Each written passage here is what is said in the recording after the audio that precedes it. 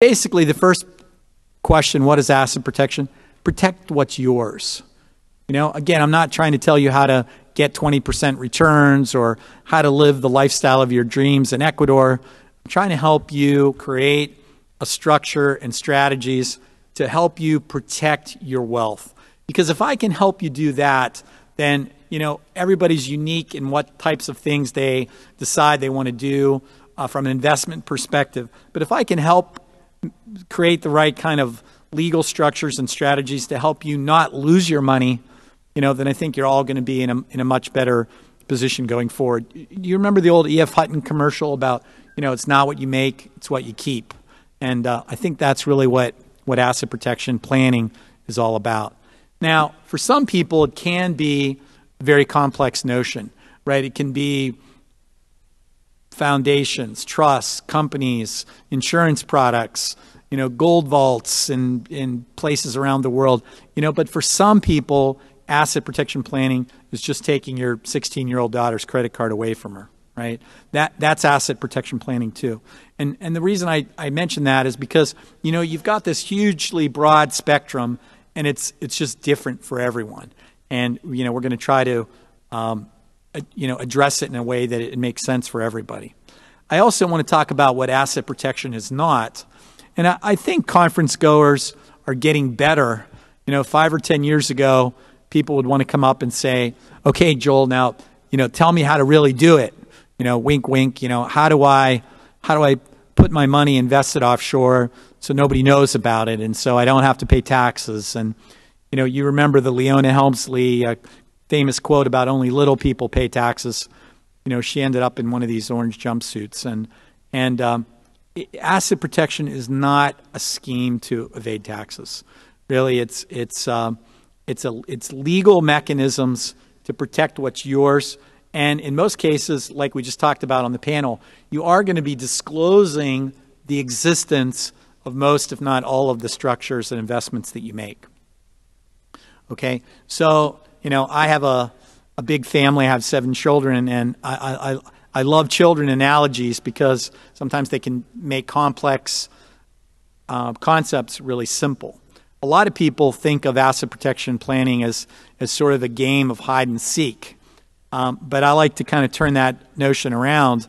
You know, these children in this picture, they think that you can't see them because their eyes are covered.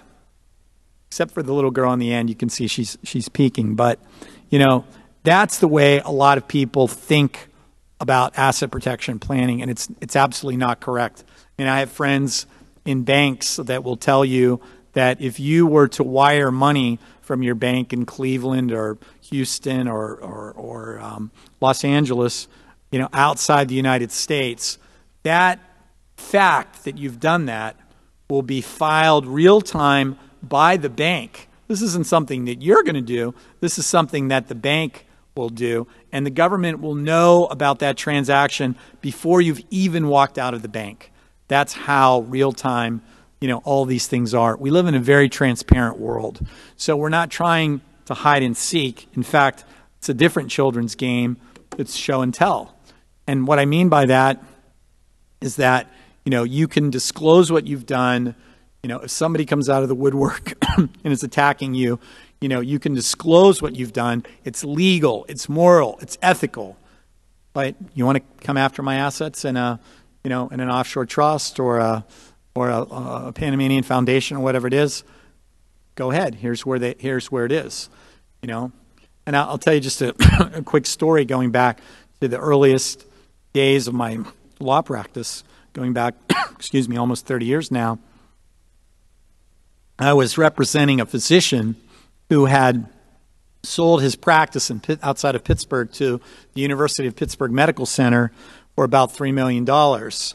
And, you know, we paid the income tax, capital gains taxes that were due, and he transferred just a little bit over $2 million to an asset protection trust that we set up for him in Belize.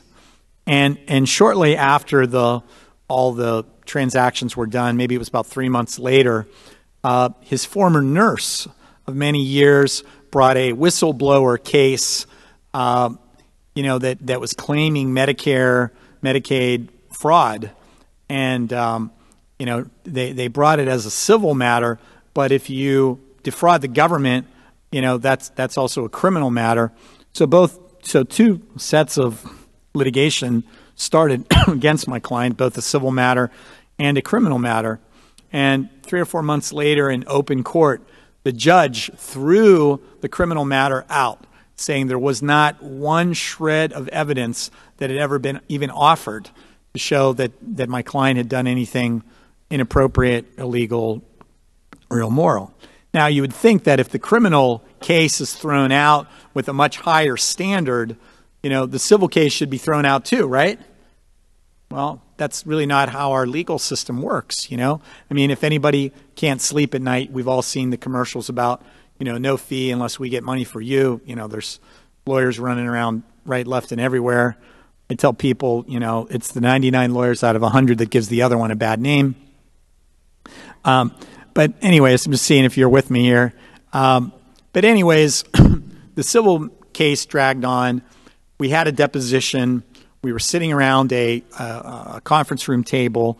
My client's under oath. He's being questioned by the plaintiff's attorneys, and they're asking him where he went to medical school and how long he practiced and blah, blah, blah, blah, blah, until they came to the question that they really, really wanted to know, which was why we were there in the first place. So it was Dr., just say Dr. Jones. That wasn't his name, but Dr. Jones, you have sold your practice. Where did all the money go? Right? That's what they wanted to know. Well, we paid, a bunch of $700,000 in taxes. We transferred $2.3 million to an asset protection trust based in Belize. Here's a copy of the trust document. Here's the information about the trustee, the bank, or the trust officer. Here you go. Show and tell, right? We weren't hiding. We weren't cowering. We weren't hanging out in the shadows, doing something nefarious. No, we were disclosing what we did. And, I remember distinctly the eyebrows on the lead lawyer across the table went up, and he whispered to one of his colleagues, and then he told me, he said, we'd like to take a 5-minute recess so we can confer with our client out in the hallway. And then they came back and said they were going to reschedule the deposition after that short break. And about 30 days later, I find out that they had discontinued the lawsuit voluntarily. They discontinued the lawsuit. And the fellow, I got to talk to him later, and he didn't disclose attorney-client privilege or whatever, but I was able to sort of understand and learn how that little 5-minute conversation went out in the hallway. It was something like, Nurse Smith, we see that Dr. Jones is a real dirtbag, and he's transferred all his money offshore. We still think you have a great case, and we're willing to represent you. But unfortunately, we're not going to be able to do it on a contingency fee basis anymore. We're going to have you pay us a retainer fee and charge you as we go forward. And, then the nurse is saying, well, wait a minute, what about no fee unless, you get money from me? Well, that only applies domestically. That doesn't apply internationally or offshore. At which point the nurse was saying, well, I'm not going to give my hard-earned money to pursue this litigation. It's kind of, it was not solid litigation to begin with. I think she realized that. So the fact that we took this show and tell approach made it, it changed the barriers. It changed the dynamics. It changed the jurisdiction where the plaintiff lawyers were going to have to come after us, what they would have had to have gone through.